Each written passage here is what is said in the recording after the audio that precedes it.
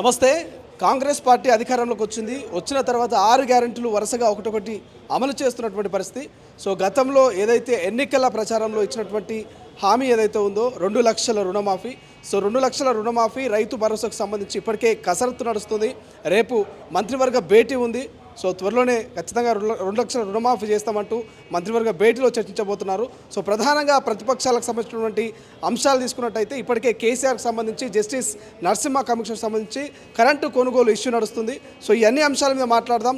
ప్రస్తుతం మనతో పాటు కాంగ్రెస్ పార్టీ సీనియర్ అధికార ప్రతినిధి కల్వా సుజాత గారు ఉన్నారు. సో కల్వా సుజాత గారు ఎట్లా చూస్తారు? మంత్రివర్గ భేటీ జరగబోతున్నది, రుణమాఫీ సంబంధించినటువంటి విధి విధానాలు రూపొందించబోతున్నది.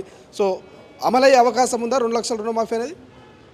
రాసి పెట్టుకో. బాండ్ పేపర్ ఏమైనా తెస్తావా ఏంది? తీసుకొని వస్తే రాసి పెట్టుకో. ఆగస్టు 15 అన్నాం, అంతకన్నా ముందే రుణమాఫీ చేయబోతున్నాం. అంటే ఆషామాషి ప్రభుత్వం ఏమన్నా అంత ఇది కాదు కదా. ఇస్తాము అన్న మాటకి ఏమన్నా కేసీఆర్ ప్రభుత్వం అనుకుంటున్నాం? ఇది కాంగ్రెస్ ప్రభుత్వం. ఇచ్చిన మాట, ఆడిన మాట తూచా తప్పకుండా పాటించి చెప్పిన దానికన్నా ఒక 2 వంతులు ఎక్కువ చేసేదే కాంగ్రెస్ ప్రభుత్వం. ఈరోజు ఏమన్నా ఐటీఐ ఉద్యోగులు కానీ, ఐటీఐ సంస్థలు కానీ ఏమన్నా కాంగ్రెస్కి అడిగిండేనా మీరు దాన్ని ఎస్టాబ్లిష్ చేయండి, 2300 కోట్లు దానికి పూర్వవైభవం రావాలి, అంటే ఏమంటారు, దాన్ని రిపేర్లు అవన్నీ చేయించేసి వాళ్ళకి ఇంకా సంస్థల్ని కేటాయించేసి వాళ్ళకి రేపు పొద్దున ఉద్యోగ కల్పితం చేయాలని మేమైనా మేనిఫెస్టోలో పెట్టినామా? చెప్పకుండానే చేస్తుంది కాంగ్రెస్ ప్రభుత్వము. వచ్చిన తర్వాత 30,000 ఉద్యోగాలను ఎలా ఇచ్చినామో, వచ్చిన తర్వాత ఏ విధంగా అయితే ఉచిత బస్సు ఇచ్చినామో, వచ్చిన తర్వాత ఏ విధంగా అయితే మరి 10 లక్షల రూపాయలు ఆరోగ్యశ్రీ కింద ప్రకటించినామో, ఏ విధంగా అయితే రైతులకి రైతు బంధు ఇచ్చినామో, ఏ విధంగా అయితే 3,500 ఇండ్లని ప్రతి నియోజకవర్గంలో కేటాయిస్తూ 4,50,000 ఇండ్లని, ఇంద్రమ్మ ఇండ్లని కేటాయిస్తూ జీవోను కూడా జారీ చేయడం, ఒక్కొక్కటి మేము వచ్చినప్పటి నుంచి అన్నీ చేసుకుంటూనే పోతున్నాం. నిరంతర ప్రక్రియ కాంగ్రెస్ ప్రభుత్వం అంటే నిరంతర ప్రక్రియ. ప్రజలకు ఏది నీడ్ అవసరమో, ఏది అవసరం ఉన్నదో వాళ్ళకు ఫుల్ఫిల్ చేయడం కోసం పేద బలహీన బడుగు వర్గాల ప్రజలకు అండగా నిలబడదే ప్రజాపాలన కాంగ్రెస్ ప్రభుత్వము. కానీ ప్రధానంగా అప్పుడు ఇచ్చినటువంటి 2 లక్షల రుణమాఫీ అన్నది ఇప్పుడేమో కోత విచ్చే ప్రయత్నం చేస్తున్నది. ప్రభుత్వ ఉద్యోగులకు ఏమో పీఎం కిసాన్ తరహాలోనే మేము రుణమాఫీ చేస్తాము, ఇటువంటి కండిషన్స్ పెడుతున్నట్టు ప్రతిపక్షాలు విమర్శలు చేస్తున్నాయి.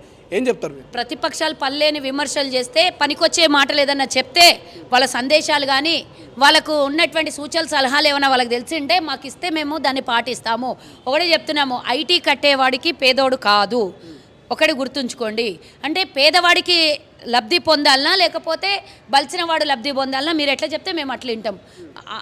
ఆ పొలం పేరు మీద ఉన్నవాడు రుణం తెచ్చుకోవడం కాదు, దానికి పొలాని కోసం అవసరమయ్యి రుణం తెచ్చుకొని రైతు ఇబ్బంది పడి పంట వేసేటప్పుడు ఇబ్బంది, దాన్ని కోసేటప్పుడు ఇబ్బంది, దాన్ని సాగు చేసేటప్పుడు ఇబ్బంది, ఇన్ని రకాలుగా ఇబ్బంది పడి సాగు చేసే రైతు రుణం తెచ్చుకుంటాడు. దాన్ని రుణమాఫీ చేయడం మన కర్తవ్యం. మరి రైతుకే రుణమాఫీ చేస్తాన్నాం కానీ వ్యాపారస్తునికో ఐటీ కట్టుతున్నాను అనుకో మేము చెప్పలేదు. కాబట్టి అలాంటివన్నీ ప్రక్షాళన చేస్తేనే నిజమైన రైతుకి లబ్ధి పొందుతుంది అనేది మా ఆలోచన. కాబట్టి పెద్ద భూస్వామికి పెద్ద వాళ్ళకి ఇవ్వాల్సినటువంటి అవసరం లేదు. ఐటీ ఎవరు కడతారు? పెద్ద భూస్వామిలే కడతారు కదా. రైతు అనేవాడు ఐటీ కట్టాడు, ఎగ్జంప్షన్ వాళ్ళకి రైతుకి. కాబట్టి ఐటీ అనేది రైతుకు ఉండదు. ఒకవేళ ఐటీ కడుతున్నాడు అంటే ఏదో ఇంకా ఇతరత్ర వాళ్ళకు ఆదాయం ఉండే ఐటీ కడతారు. కాబట్టి ఆదాయం ఉన్నవాడికి 2 లక్షల రుణం తీర్చడం పెద్ద గొప్ప కాదు కదా. కండిషన్స్ అప్లై అనేవి డెఫినెట్గా ఏ దానికైనా ఉంటాయి. మేనిఫెస్టో ప్రకటించినప్పుడు 2 లక్షల రుణమాఫీ చేస్తామన్నప్పుడు ఇటువంటి కండిషన్స్ ఏది చెప్పలేదు కదా. అవన్నీ కండిషన్స్ ఎవరైనా మేనిఫెస్టోలో పెట్టేటప్పుడు పాయింట్స్ పెడతారు కానీ టర్మ్స్ కండిషన్స్ రాయరు ఎక్కడ కూడా.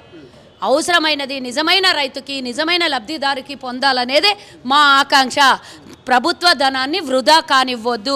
ప్రజలు కట్టిన సొమ్ము పేదోడికి చెందాలి, ఆ పేదోడు దాన్ని ఉపయోగించుకునే విధానానికి చెందాలి. కాబట్టి మా ఆకాంక్ష. ఈరోజు కేసీఆర్ వీళ్ళు ప్రతిపక్షాలు మాట్లాడుతుంటే నేను ఒకటి అడుగుతున్నా, ఖజానాలో 10 పైసలు కూడా లేకుండా చేసినటువంటి మీరు కూడా మాట్లాడుతున్నారంటే సిగ్గుచేటు. మొహమేడ పెట్టుకోవాలనో ఏడ తలదాచుకోవాలనో కూడా సిగ్గులేని వ్యవహారం చేసి మీరు ఇంకా ఈరోజు మా మీద, తెలంగాణ ప్రజల మీద మేము 2 లక్షల రుణము రైతులకు తీరుపుతున్నాము. కానీ యావత్ తెలంగాణలో ఉన్నటువంటి 4 కోట్ల మంది ప్రజల మీద 2.5 లక్షల రుణమాఫీ రుణం పెట్టిండు కేసీఆర్. అదెవరు తీర్చాలి?